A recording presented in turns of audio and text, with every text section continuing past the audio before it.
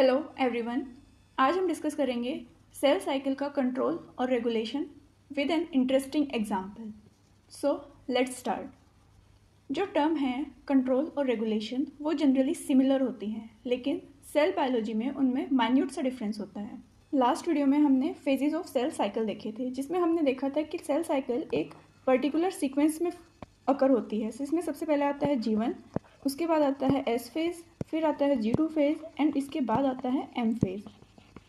सो कैसे cell cycle एक particular phase से अगली फेज में जाती है, उसमें जो जो एंजाइम्स और मॉलिक्यूल्स जो भी इन्वॉल्व होंगे वो सब हम रेगुलेशन ऑफ सेल साइकिल में पढ़ते हैं। अब इन एंजाइम्स और मॉलिक्यूल्स को जो कंट्रोल करेगा वो हम कंट्रोल ऑफ सेल साइकिल में पढ़ेंगे।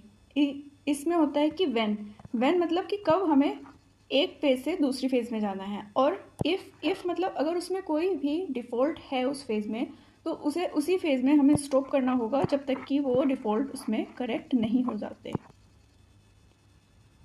सो ये माइन्यूट सा डिफरेंस था between cell cycle control and cell cycle regulation में। Now let's see how the regulation of cell cycle occurs. Cell cycle के मेनली दो टाइप के रेगुलेटर होते हैं, positive regulators and negative regulators.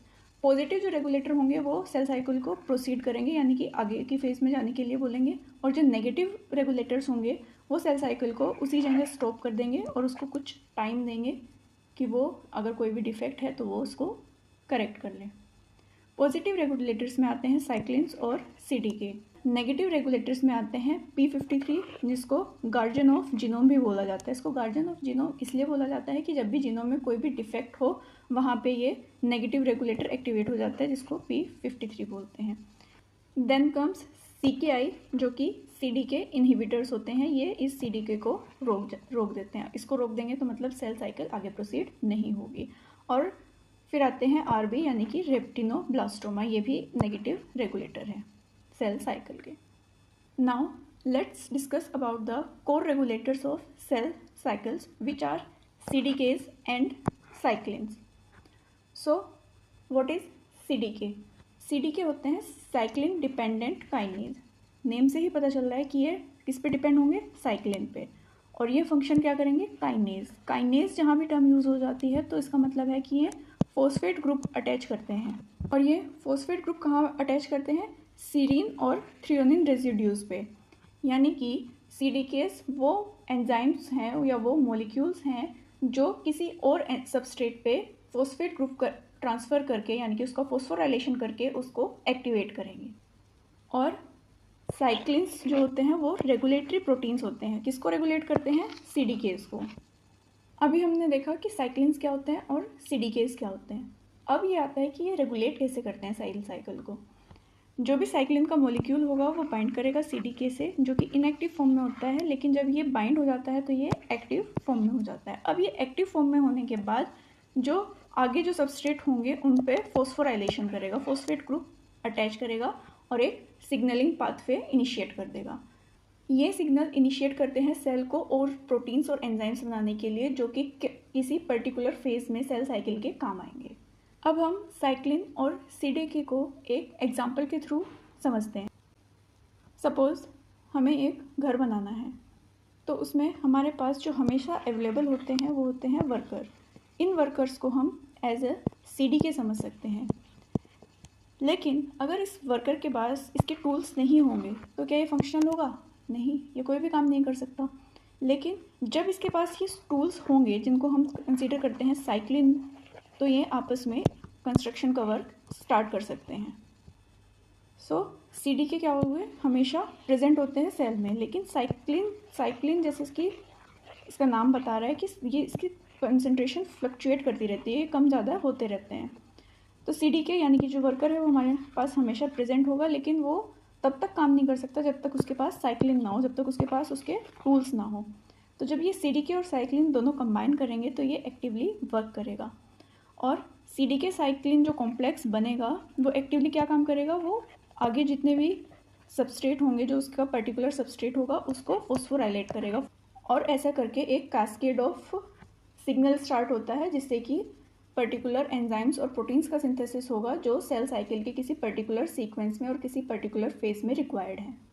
सो ऐसे सेल साइकिल का regulation होता है। अब कोई एक पर्टिकुलर आदमी या अकेला वर्कर तो पूरा घर नहीं बना सकता, तो उसके लिए अलग अलग स्टेज पे अलग अलग वर्कर की ज़रूरत होती है। जैसे कि सबसे पहले जब स्ट्रक्चर बनता है तो ब्रिक्स लगाई जाती हैं, उसके बाद सीमेंटिंग होती है, उसके बाद फिर एक पेंटर आता है। तो अलग अलग फेज़ में अलग अलग आदमी की रिक्वायरमेंट होती है, यानी कि CDK जो होंगे वो अलग अलग फेज़ में अलग अलग होंगे। अब उस आदमी को जो टूल्स चाहिएंगे, पेंटर को ब्रश चाहिए या फिर जो कारपेंटर आएगा उसको लकड़ी चाहिएगी, तो उसके टूल्स भी अलग अलग होंगे। टूल्स यानी कि साइक्लिन भी अलग अलग होंगे।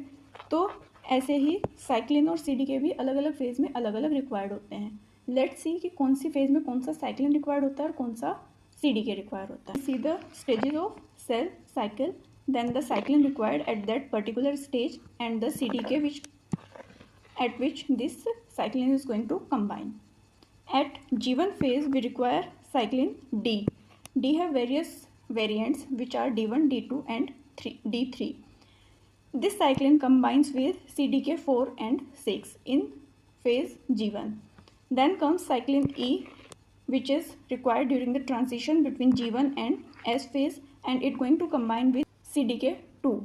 Then comes the S phase. During S phase, cyclin A is active, which binds to CDK 2. And during M phase, particularly NA phase,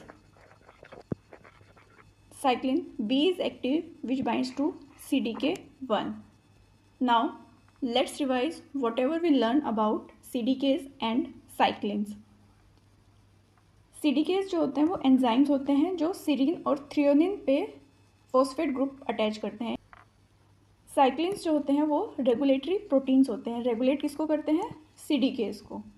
CDK catalytic activity show करते हैं, लेकिन साइक्लिन में ऐसी कोई एक्टिविटी नहीं होती।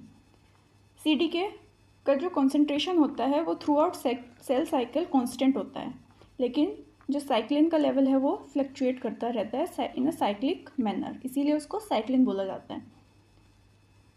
CDK का जो मेन फंक्शन होता है वो फॉस्फोराइलेशन होता है अदर एंजाइम्स का, और जो साइक्लिन का जो मेन फंक्शन होता है कि वो एक्टिवेट करता है CDK को उससे बाइंड करके। CDK को कंट्रोल करते हैं साइक्लिन। CDK फॉस्फोराइलेशन और डीफॉस्फोराइलेशन से भी कंट्रोल होता है। एंड CKI होते हैं CDK को जो इनहिबिटर होते हैं वो उनको हम CKI बोलते हैं। साइक्लिन का कंट्रोल होता है सिंथेसिस और डिग्रेडेशन से। और जो लास्ट डिफरेंस है वो है कि कौन कौन से टाइप के होते हैं। CDK 4 होता है, 6 होता है, 2 होता है और 1 होता है, लेकिन साइक्लिन होते हैं D, E, A और B टाइप के। सो ये थे साइक्लिन और CDK जो रेगुलेटरी फंक्शन करते हैं सेल साइकिल में। अब हम फिर से अपनी स्टोरी पे वापस आते हैं। हमने देखा था कि ये जो वर्कर थे ये कौन थे? CDK, और जिनके टूल्स थे वो थे साइक्लिन्स। अब जो ये वर्कर हैं इनके भी सुपरवाइज़र होते हैं जो इनको कंट्रोल करेंगे। सो अब हम डिस्कस करेंगे कंट्रोल ऑफ सेल साइकिल। सबसे पहले क्या होता है? घर का नक्शा बनता है, उसके बाद जो अथॉरिटी होती है वो उसको चेक करती है कि नक्शा परफेक्ट है या नहीं है। उसके बाद जो वर्कर होते हैं उनको ऑर्डर मिलता है कि हाँ ये सब सही है और अब तुम काम कर सकते हो। तो ये हो गया फर्स्ट कंट्रोल। इसी को सबसे पहले यही चेक हो रहा है तो इसको फर्स्ट चेक पॉइंट भी बोल देते हैं। उसके बाद आता है सेकंड आएगा हमारे कोई भी इंजीनियर है तो वो आगे चेक करेगा कि जो भी वर्कर हैं वो सब वायरिंग वगैरह का काम है, जो फिटिंग है वो सब इंजीनियर चेक करेगा कि वो सब सही हो रहा है या नहीं हो रहा है। तो ये सेकंड कंट्रोल पॉइंट आ गया है। फिर आता है थर्ड चेक पॉइंट। थर्ड आके चेक करेगा कॉन्ट्रैक्टर जो भी उनका होगा वो उनको आके चेक करेगा फाइनली कि जो पूरे जो जैसा भी उन्होंने बोला था उनके वर्कर ने वैसा ही घर बनाया है या नहीं। तो फाइनली ये लास्ट चेक पॉइंट होगा जो आके कॉन्ट्रैक्टर चेक करेगा।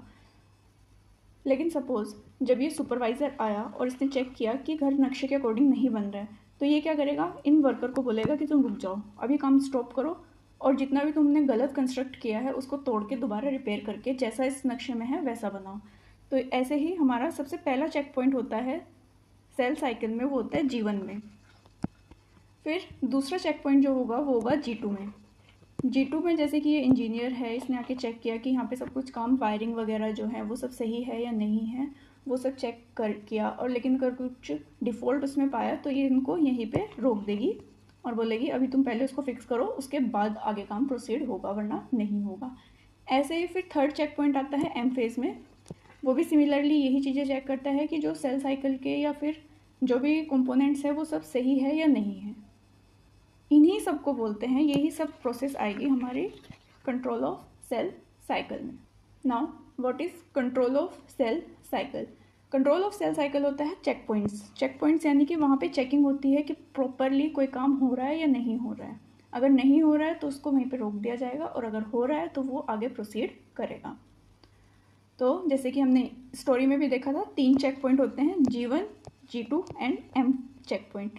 M चेक पॉइंट को SAC भी बोलते हैं, जिसको स्पिंडल असेंबली चेक पॉइंट बोलते हैं, क्योंकि इसमें यहाँ पे स्पिंडल का अटैचमेंट को चेक किया जाता है। नाउ लेट्स डिस्कस ब्रीफली कि कौन से चेक पॉइंट पे क्या चेक होता है और वो किस टाइम होता है या किस फेज़ में होता है सेल साइकिल की। सबसे पहले आता है G1 चेक पॉइंट, जैसे कि रेस्ट्रिक्शन पॉइंट और स्टार्ट पॉइंट भी बोलते हैं, क्योंकि G1 फर्स्ट फेज़ होती है सेल साइकिल की और यहीं से डिसाइड होता है कि सेल जो है वो सेल साइकिल में आगे प्रोसीड करेगा या नहीं करेगा, या वो G0 फेज़ में चला जाएगा। तो ये जो चेक पॉइंट आता है ये G1 फेज़ के एंड में आता है, जब सेल एंटर करने वाला होता है S फेज़ में। इसमें क्या क्या चेकिंग होती है? सबसे पहले तो न्यूट्रिएंट्स सब अवेलेबल है या नहीं। फिर आता है कि ग्रोथ सिग्नल जो माइटोजेंस उसको सेंड करेंगे कि हाँ तुम अब डिवाइड कर सकते हो, वो चेक किए जाएंगे। तीसरा इसमें चेक किया जाएगा कि डीएनए में कोई डैमेज है या डीएनए सही है। एंड फोर्थ चेक करेंगे कि सेल का साइज़ इंक्रीज़ हो गया है, इतना इंक्रीज़ हो गया है कि अब वो डिवाइड कर सकता है या नहीं। ये सब चीज़ें चेक होगी G1। सेकेंड आता है G2 checkpoint, sorry this is only G2 checkpoint not M।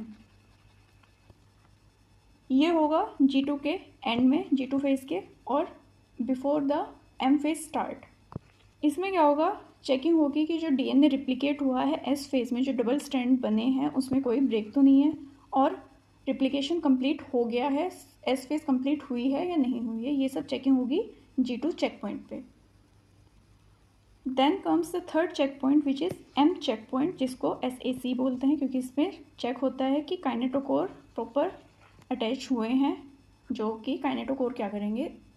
Split कराएंगे क्रोमोसोम को 2 इक्वल हाफ्स में, और ये एक्टिवेट होता है during M phase, not during metaphase में नहीं होता, ये एनाफेज़ में होता है।